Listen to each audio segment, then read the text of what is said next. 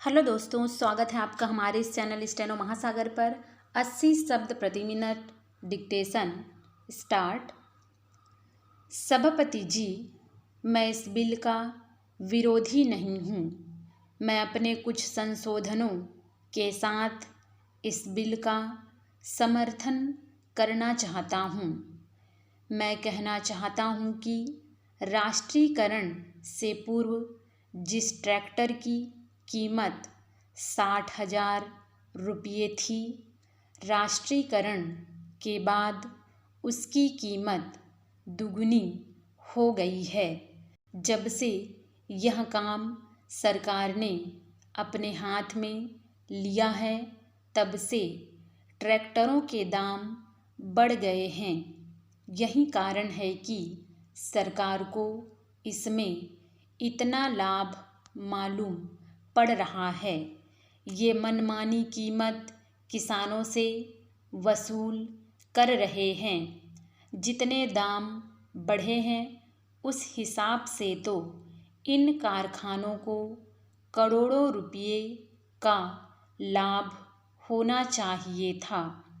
सभापति जी, माननीय सदस्य महोदय, मंत्री बनने से पूर्व जब अपना भाषण आरंभ करते थे तो बहुत तालियां बजती थी, लेकिन मंत्री बनने के बाद हमने इनका उस तरह का भाषण नहीं सुना। आजकल तो जो सरकारी अधिकारी इनसे कहते हैं, उसे वह आसानी से समझ लेते हैं और अपनी बातें भूल जाते हैं। इसलिए इस बिल में मैंने जो संशोधन किया है, उसके द्वारा मैं चाहता हूँ कि यह जो इतनी बड़ी लूट किसानों की हो रही है, वह समाप्त हो। यह बिल 50 पेज का है, लेकिन किसानों को छोटे ट्रैक्टर मिलेंगे या बड़े ट्रैक्टर मिलेंगे, इस बात का कोई जिक्र नहीं है। सारे देश में कानून के द्वारा किसानों के पास छोटी छोटी ज़मीनें होती हैं, लेकिन ट्रैक्टर का कारखाना अभी तक बड़े ट्रैक्टर ही बना रहा है।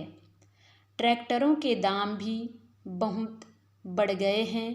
यदि किसानों को ट्रैक्टर खरीदने के लिए सरकारी कर्ज न मिले तो कोई किसान इतना महंगा ट्रैक्टर नहीं खरीद सकता।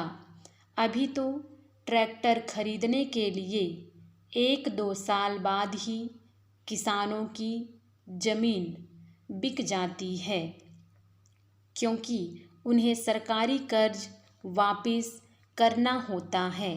महोदय, यद्यपि मैं इस बिल का समर्थन करता हूँ, लेकिन मंत्री महोदय से यह कहना चाहता हूँ कि इस पर जनता की राय ली जाए।